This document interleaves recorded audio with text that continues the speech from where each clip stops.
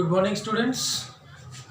आज हम आपको 4.3 एक्सरसाइज की कल स्टार्टिंग हमने कर दी है क्वाड्रेटिक उस कंप्लीट स्क्वायर से, मतलब पूर्ण वर्ग विधि वो आपने कर ली होगी उम्मीद है। अब आपको क्या करनी है, क्वाड्रेटिक फॉर्मूले से उसी क्वेश्चन को आपको क्वाड्रेटिक फॉर्मूले से सॉल्व करना है। मतलब होता क्या है क्वाड्रेटिक फॉर्मूला, किसी बच्चे को प्रॉब्लम होती है फैक्टर करने में, निकलते वही है मूल ज्ञात करने, आपको मूल ज्ञात करने के लिए ही लगाना है।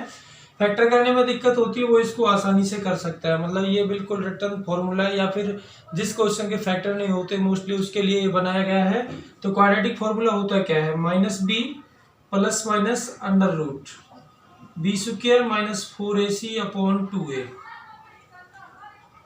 ये x की वैल्यू निकालने का है जिसको हम अल्फा बीटा मतलब दो मूल बोल देते हैं, अल्फा और बीटा दोनों के लिए सेम है। प्लस माइनस में एक बार इसको प्लस का ले लेते हैं, एक बार किसका ले लेते हैं, माइनस का। बी स्क्वायर माइनस 4ac हमने आपको बताया होता क्या है, ये डिस्क्रिमिनेंट होता है, विविक्तीकरण होता है। और इस विविक्तीकरण में अगर आपके पास तीन कंडीशन होती है, एक बार मैं फिर दोबारा से लिख रहा हूँ, B square minus 4ac less than 0, B square minus 4ac greater than 0 और B square minus 4ac equal to 0। इन तीन केसेस पे हम चेक करते हैं कि हमारा अस्तित्व में है या नहीं है, कि हमारा रूट्स जो है वो एग्जिट करता है नहीं करता है। ये लेस देन 0 मतलब अगर ये नेगेटिव आएगा, बेटा नेगेटिव आए तो इसके अंदर रूट के अंदर माइनस वैल्यू बनेगी। जो रूट के अंदर माइनस वैल्यू होती है वो होती है आपकी इमेजिनरी, याद रखना, ये आप +1 क्लास में पढ़ोगे। मतलब पहले वाले केस पे आप इस 10th क्लास में सॉल्यूशन नहीं करके दोगे उसको। B square minus 4ac greater than 0 है तो इस केस में आपके दो अलग अलग वैल्यू निकलेंगी, एक्स की दो वैल्यू निकलेंगी ना, द्वि माने दो, घाती जिसकी दो पावर हो, मतलब दो ही आपके रूट्स होंगे। अगर हाईएस्ट पावर 3 है तो 3 होंगे, 4 है तो 4 होंगे, 5 है तो 5 होंगे, ठीक है भाई। तो इसका प्रयोग करके बी स्क्वायर माइनस 4ac बराबर 0 है तो आपके दो इक्वल रूट्स होंगे, मतलब इन दो केसेस में आपका एग्जिट करता है, मतलब अस्तित्व में होता है। तो अब कैसे करेंगे मैं बताता हूँ आपको, एक क्वेश्चन ले लेता हूँ। 4x square plus 4 under root 3x plus 3 is equal to 0। ये आपकी क्वाड्रेटिक की इक्वेशन है। फर्स्ट ऑफ ऑल आप चेक कर लेते हैं बी स्क्वायर माइनस 4ac, अगर d is equal to B square minus 4ac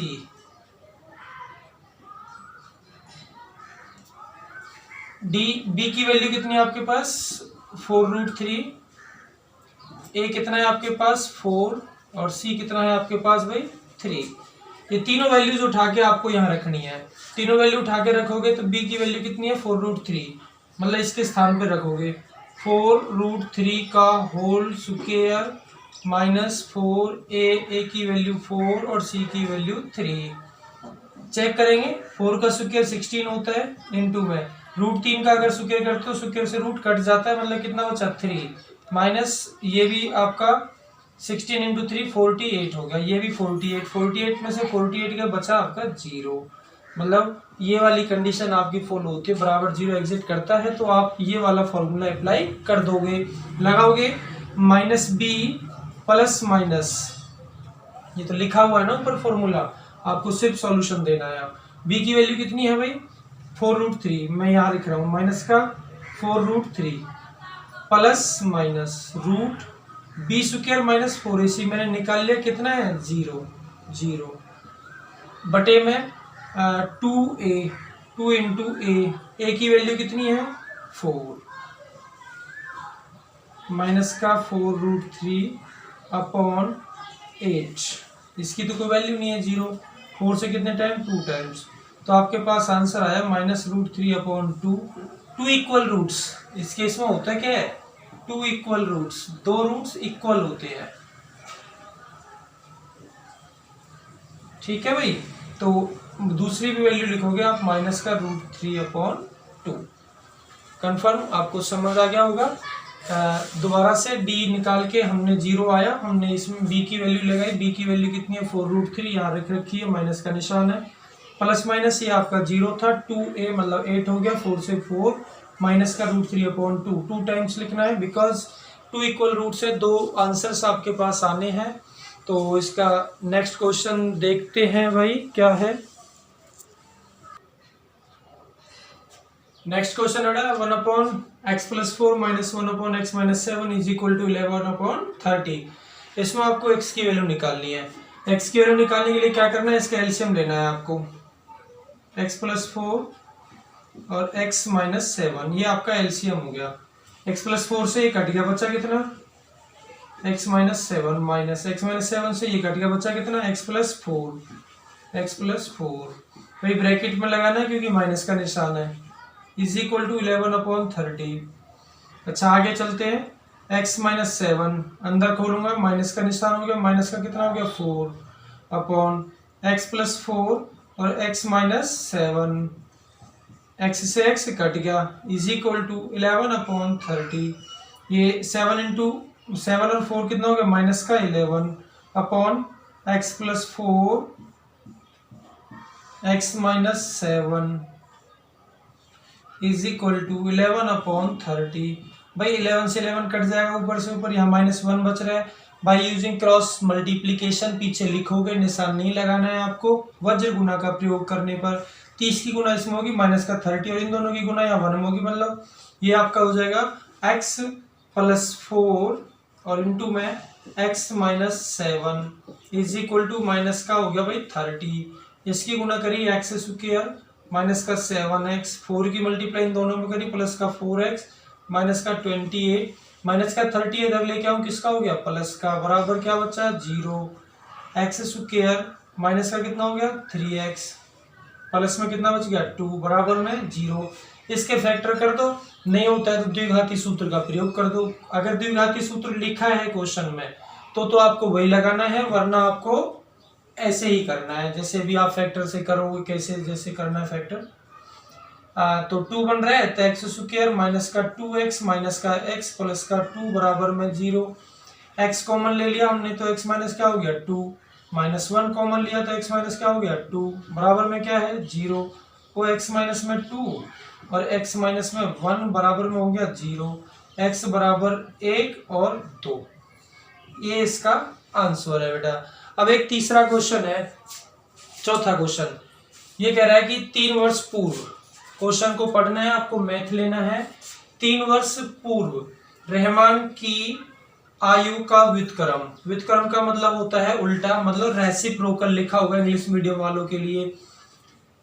और अब से 5 वर्ष पश्चात आयु के व्युत्क्रम का योग 1/3 है। 3 वर्ष पहले की आयु का और 5 वर्ष बाद की आयु का, इन दोनों का जो योग है, योग का मतलब प्लस करना है आपको, उनका जो रेसिप्रोकल है, उनका जो उल्टा है, उसका योग 1/3 है। तो वर्तमान आयु ज्ञात करनी है।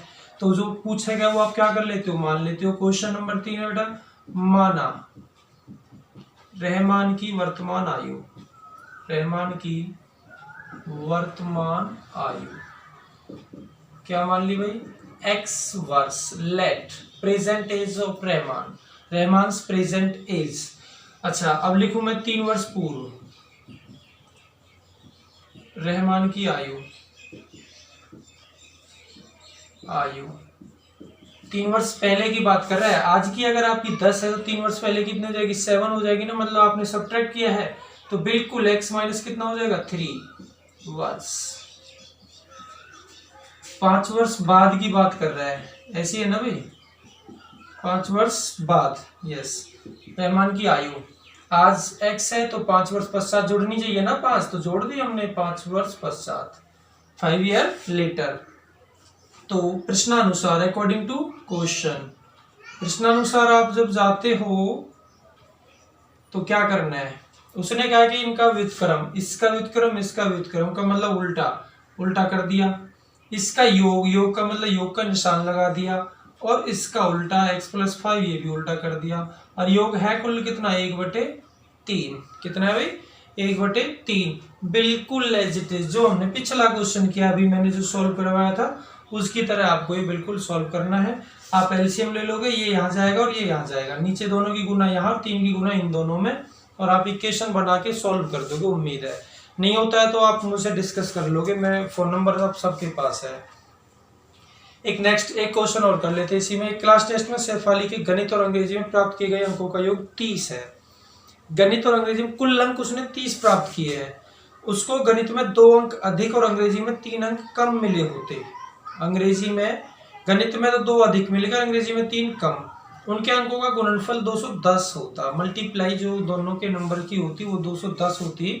उसके द्वारा दोनों विषयों में प्राप्त किए गए अंक ज्ञात कीजिए, ये आपको निकालना है। तो भाई पहले क्वेश्चन नंबर 4 लिख रहा हूं बेटा, माना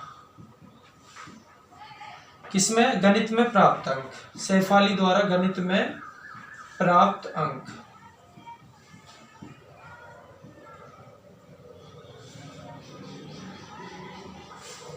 दोनों विषय में कुल अंक प्राप्त अंक आपको ज्ञात करने हैं। तो ये आपके कितने हो गए, x, कितने हो गए भाई, x।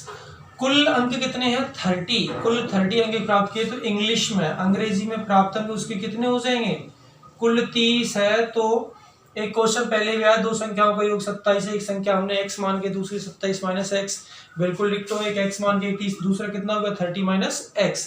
अब आपको लिखना है प्रश्नानुसार गणित में 2 अंक अधिक, यदि आपको लिखना है गणित में 2 अंक अधिक मिलने पर प्राप्त अंक, अधिक मिलने पर अंक कितने हो जाते हैं भाई। अंक है कितने, x है, कितने अधिक हो गए 2, तो x प्लस कितना हो गए 2। अब कह रहे हैं अंग्रेजी में 3 अंक कम मिलते, अंग्रेजी में 3 अंक कम मिलने पर अंक कितने हो जाएंगे। अंग्रेजी में पहले है कितने, 30 माइनस x है, 3 कम मिले तो माइनस में कितना हो गया 3, 30 में से 3 का कितना बचा 27 माइनस x। ठीक है भाई। प्रश्नानुसार, प्रश्नानुसार में,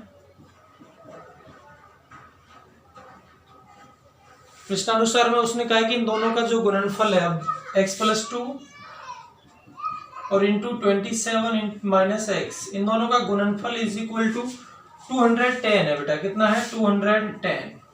मल्टीप्लाई करेंगे 27x माइनस का x स्क्वायर प्लस का 54 माइनस का 2x is equal to 210। X square plus का बनाना है, सबको इधर लेके जा रहा हूं मैं, एक्स स्क्वायर प्लस का हो गया, यहाँ से चेक कर लो 27 में से 2 जाएगा, 25 बचेगा प्लस का। अब दूसरी साइड लेके जा रहा हूं तो किसका हो गया बेटा, माइनस का 25x, 54 किसका हो गया माइनस का, और यहाँ प्लस का कितना लिखा हुआ है 210, बराबर में क्या लिख दिया 0, एक्स स्क्वायर माइनस का 25x, और इसमें से लेस करो, प्लस का बचेगा, 10 में से 4 गया तो 6, और 10 में से 5 गया तो 5 और 1, 156। अब 156 के आपको फैक्टर करने हैं कि आपका कितना आना चाहिए 25 आना चाहिए। 156 फैक्टर ऐसे करके देख लिया करो, 2 7 जा 14, 2 8 जा 16, 2 6 3 से 13 13 3 39, तो 2 दूनी 4, 12 है और 13 है, एक्स स्क्वायर माइनस का 13x माइनस का 12x प्लस का 156 बराबर में क्या हो गया 0।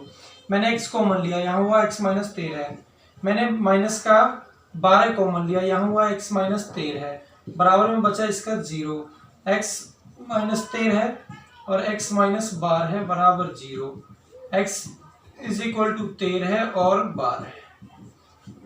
ठीक है भाई। अगर वो 13 अंक प्राप्त करती है तो इंग्लिश में हो जाएंगे आपके 17, अगर वो 12 अंक प्राप्त करती है तो इंग्लिश में हो जाएंगे आपके 18। ठीक है, नीचे आपको लिखने आता है गणित में प्राप्त अंक कितने हैं और मैथ में प्राप्त अंक, उसमें इंग्लिश में प्राप्त अंक इतने हैं। तो आज के लिए बस आपके पहले 5 क्वेश्चन आपको कंप्लीट करने हैं, 4 क्वेश्चन ये है, एक क्वेश्चन आपका कंप्लीट सुकेर का है। बट आप फेयर कॉपी में करते रहना और पढ़ते रहना। Thank you.